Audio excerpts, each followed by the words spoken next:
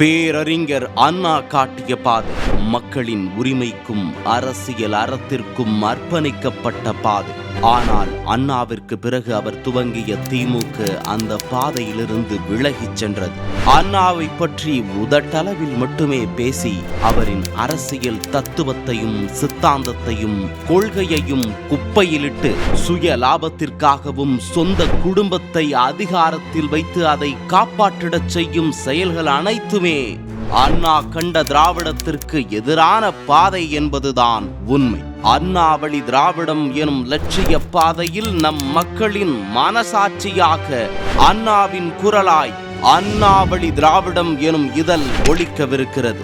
மாதம் 2 முறை டிஜிட்டல் வடிவில் வெளியாகும் இந்த இதழில் திமுகவால் திட்டமிட்டு மறைக்கப்பட்ட உண்மைகள் வெளிவரும்.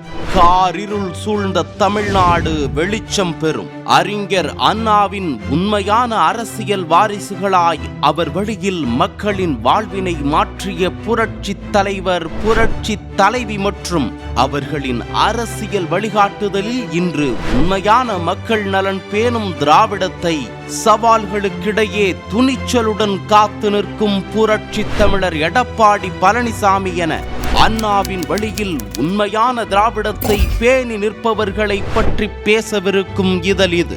அண்ணா வழி திராவிடம் இது வெறும் பத்திரிகை அல்ல.